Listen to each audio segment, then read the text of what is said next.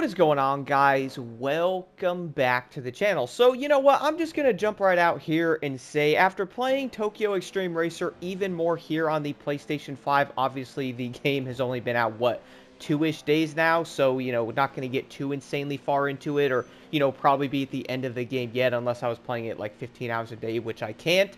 But I gotta admit, so far playing this game, it is way better than what I expected, okay? And the funny part is, the more I play it, the better the game actually gets. Like, I'm not even gonna lie there. And y'all know what, though? I have to explain why I do feel this way, but it's kind of insane, though, because you'd probably play a game and maybe go through the honeymoon phase, you know what I mean? Like, maybe enjoy it for a bit and go, I mean, it's good, let me play it longer. Maybe you might get into the game farther and then kind of go, I mean, it's okay, but you find this, and this. But you know what, though? The more I think about it and the more I play Tokyo Xtreme Racer, it really just kind of hits you that, yo, this game, for one, obviously is not a AAA studio. We all do know that, and we also do know AAA games are not in the best of places. Am I right? I mean, a lot of them release broken issues, or we do know some games, not going to name any of the main names here of the games, but they could release as AAA games, and they are obviously not, which is also a big issue. But playing this game, though, I really do feel like it is along the lines of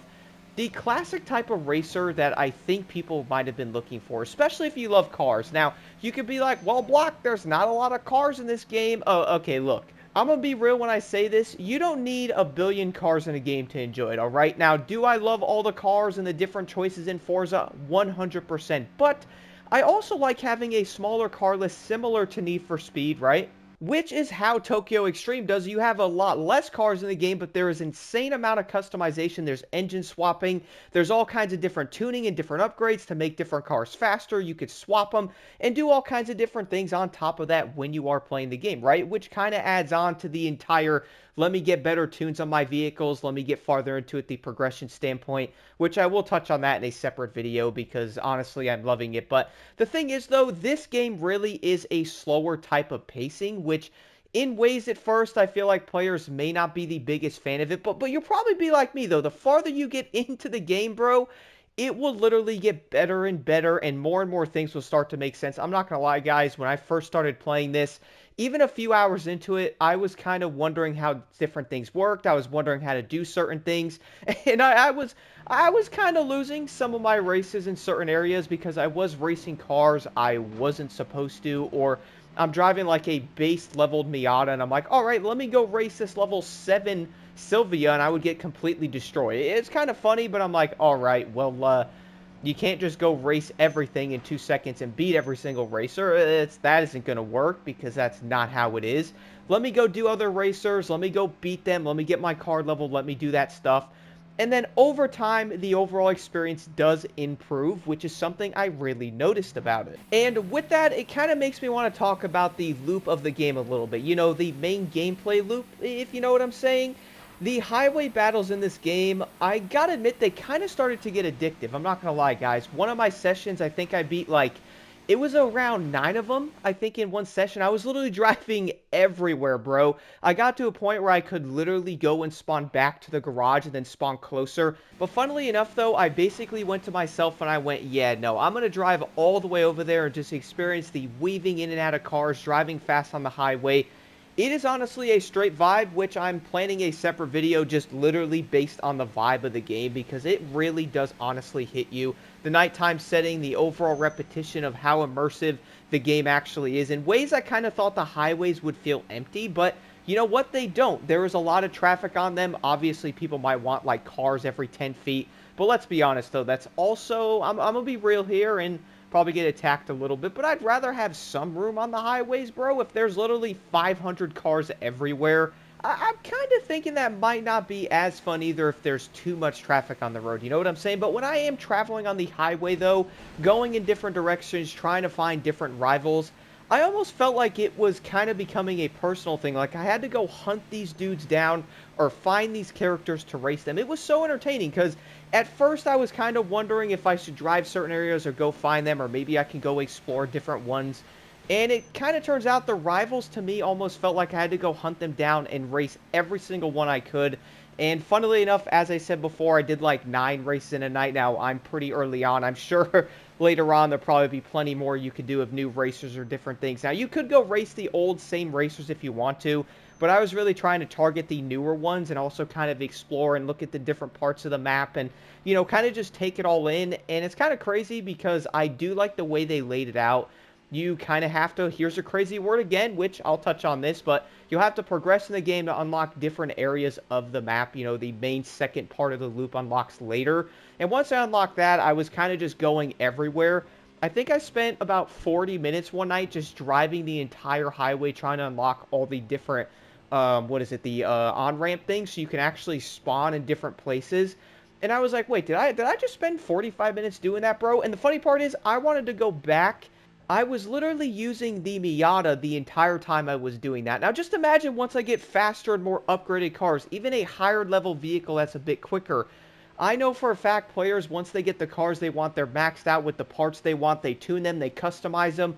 You could go drive for probably hours along this highway and most likely have an amazing time.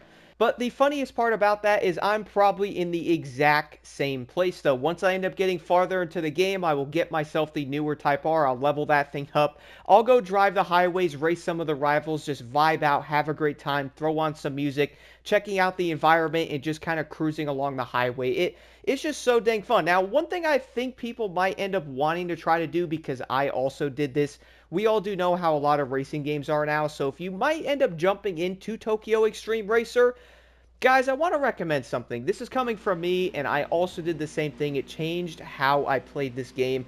Don't jump into this game and play this like the Crew Motorfest or Forza Horizon, okay? Play this game kind of on its own term type of thing, okay? Play it as it is something different. Don't be in the mindset of the modern racing games, okay? That was something I told myself in it. I kind of went, okay, you know what? Let's not think about that. Let's think about this game and play this as it was, you know, an older racing game. And the funniest part is it kind of changed the entire mindset when I was playing this game. It's kind of wild because once I thought about that, I'm like, yeah, let's just take this at my own pace. Let's go super slow. Let's try to figure everything out. Let's play it. Let's enjoy the map. Let's enjoy the different cars. Let's enjoy what I have to do.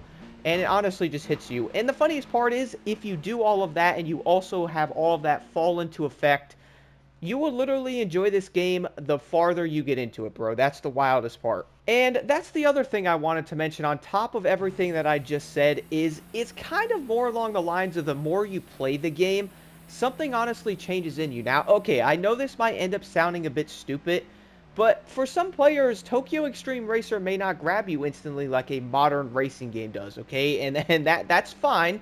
I will again touch on the progression part of this later on, but you know what's funny though, bro? The more you play the game and the more you actually get into it and don't rush through things, you will genuinely enjoy Tokyo Xtreme Racer. And I've been having a crazy amount of fun on this game. It really is insane because normally you'd probably jump in, maybe rush into different things, but if you really just take things a little bit slower and maybe not try to play this like a different modern racing game or something, maybe really jump in there and figure out the repetition of how to do the races, figure out the rivals, and kind of go, okay, I need to go hunt them down, I need to go get them.